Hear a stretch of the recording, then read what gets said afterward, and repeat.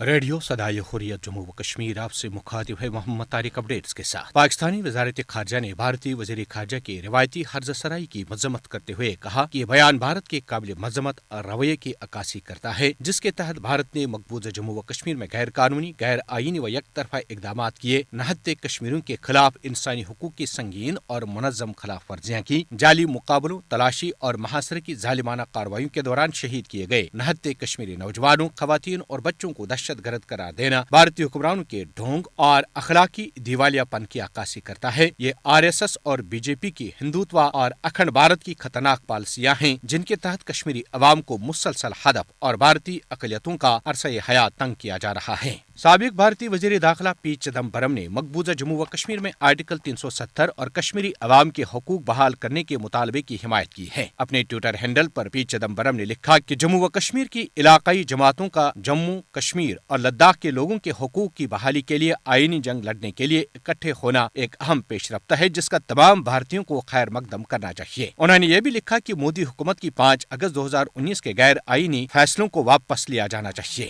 مقبوضہ جموں و کشمیر میں حریت فورم نے خبر رساں ایجنسی کشمیر نیوز سروس کے دفتر کو مکفل کرنے کی شدید مذمت کرتے ہوئے اسے صحافیوں کو ہراساں کرنے سے تعبیر کیا ہے۔ نیچل لارنو کوکرناگ اسلام آباد میں گزشتہ روز شہید کیے گئے نوجوان کی شناخت توصیف احمد پنڈت ساکن تلنگام پلوامہ کے بطور ہوئی ہے۔ پامپور سے ایک نوجوان حارث شریف راتھر کو گرفتار کیا گیا ہے۔ سری نگر کے پائن شہر سادہ قدل علاقے میں بھارتی سفاکوں اور دہشت گرد اہلکاروں نے ایک مرغ فروش کو نہ صرف بدترین تشدد کا نشانہ بنایا بلکہ اس کا موبائل فون توڑنے کے علاوہ کئی مرغیاں مار ڈالیں۔ بھارتی بھربریت کا نشانہ بننے والے مرغ فروش کی ایک ویڈیو سوشل میڈیا پر وائرل ہوئی ہے، جس میں وہ بھارتی سفاکت کو بیان کر رہا ہے۔ بھارتی دہشت گردوں نے دکاندار کو سخت نتائج بھگتنے کی دھمکی بھی دی ہے۔ اپڈیٹس ختم ہوئے۔ بھارت کے غیر قانونی زیر تسلط جموں کشمیر کے عوام 14 ماہ سے زائد عرصے سے بھارتی قابض افواج کے ظالمانہ محاصرے اور دیگر سخت پابندیوں کے زد میں ہیں۔ ہندو انتہا پسند مودی حکومت نے 5 اگست 2019 کو ایک غیر جمہوری اور یک طرفہ اقدام کے بعد 9 لاکھ قابض فوج کی تعیناتی سے جہاں مقبوضہ جموں کشمیر کو ایک بہت بڑی فوجی چھاونی میں تبدیل کر دیا ہے، وہاں قدم قدم پر بھارتی فوجی اور نیم فوجی دستے اپنے خوفناک جنگی اسلحے کے ساتھ کسی بھی نہتے کشمیری کو اپنی درندگی کا نشانہ بنانے کے لیے ہر وقت تیار نظر آ رہے ہیں۔ بھارتی قابض افواج کی درندگی کے نتیجے میں سرزمین کشمیر میں آئے روز المناک سانحات جنم لے رہے ہیں۔ بھارت کی قابض افواج نام نہاد عوامی فلاحی منصوبوں کے ذریعے اپنی اس درندگی کو چھپانے کی لاکھ کوشش کرے، لیکن یہ حقیقت اپنی جگہ موجود ہے کہ جو قابض فوج کشمیری شہداء کے جسد خاکی بھی اس خوف کی وجہ سے ورثہ کے حوالے نہیں کر رہی کہ ان شہداء کے جنازے کشمیری عوام کے جذب حریت کے ساتھ ساتھ بھارت کے خلاف نفرت میں بھی اضافے کا باعث بن رہے ہیں۔ وہ قابض فوج نام نہاد سدبھاونا آپریشن کے ذریعے کشمیری نوجوانوں کے جذب حریت اور شوق شہادت کو کیسے ختم کر سکتی ہے؟ کشمیری